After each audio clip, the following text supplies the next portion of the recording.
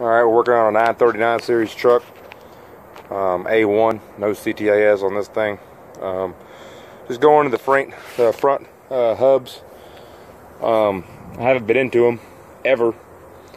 And this truck probably has close to 80,000 miles on it on the front drivetrain alone. So we're going to go into them. I've been running D-splines, hubs, or drive flanges. My front axle is not spinning. We're not going all the way into the knuckle. There's no point. I just want to check the outer bearings, see what wears on them. They said they've got about probably close to 80,000 miles on them. I did add a crease fitting to the outside there. Makes them a lot easier to grease. And so more in there, the more wear and tear. So I'll open it up and we'll see what it looks like inside here in a second.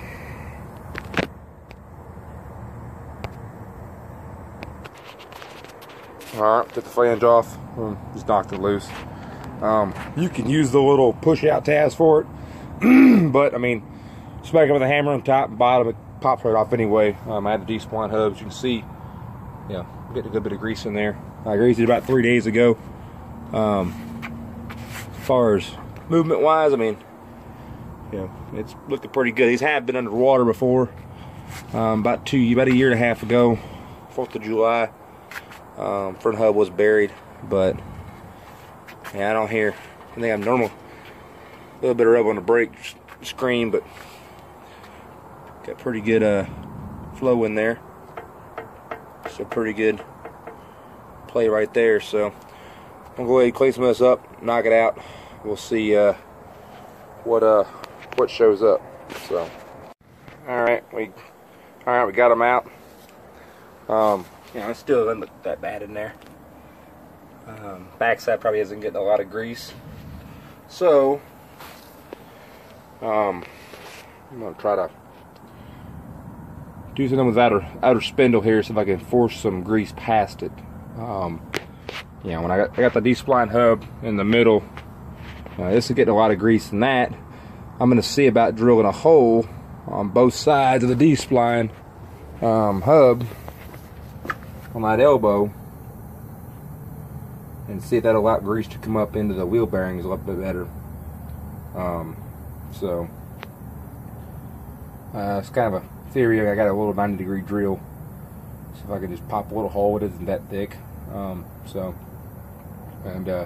That'll force any grease towards it. You know, CTIS trucks got them little inner seals, so it won't let it go past that. Checking wheel bearings though, I'm not even gonna take the seal out or anything like that. You know, the grease still looks not bad at all.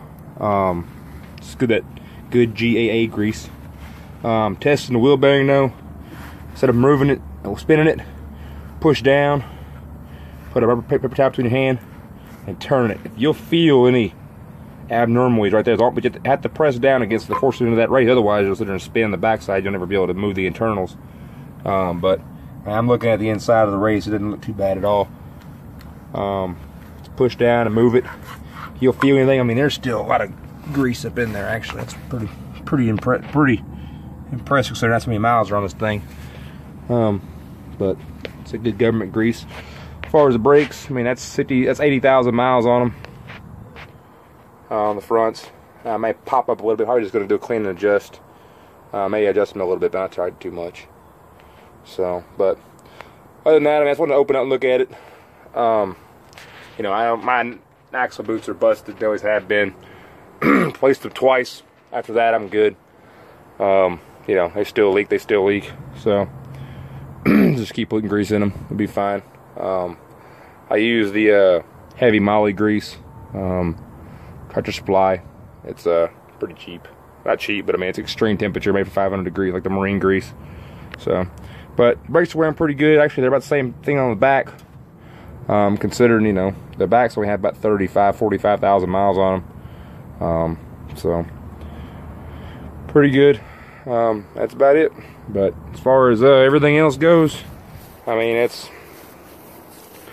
there's you know, some maybe go into focus there.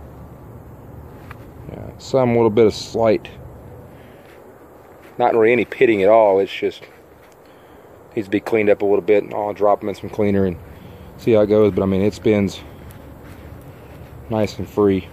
So I'll put it on some air here shortly and let the air pop it up real quick and see how that does. So, but I think everything's pretty good.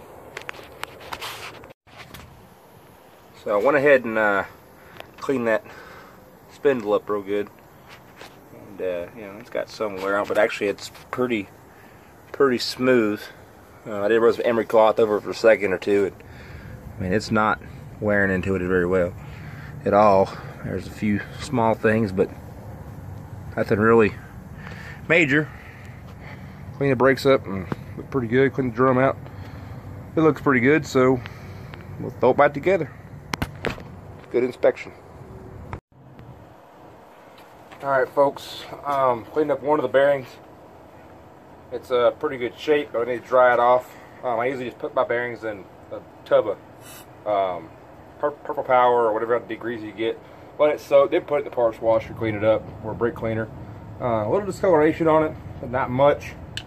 They dry it off, so I mean, I know the I don't have a blowgun, but the safety nozzles are probably gonna go off about this one because they say it's dangerous. But sorry, I've been doing this for 20 years.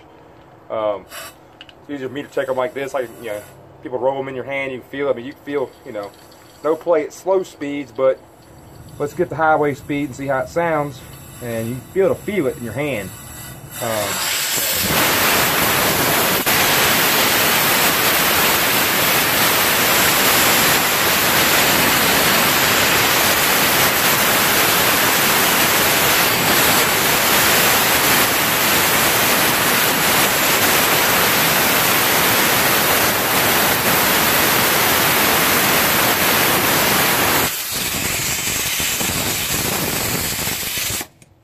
Sounds pretty good.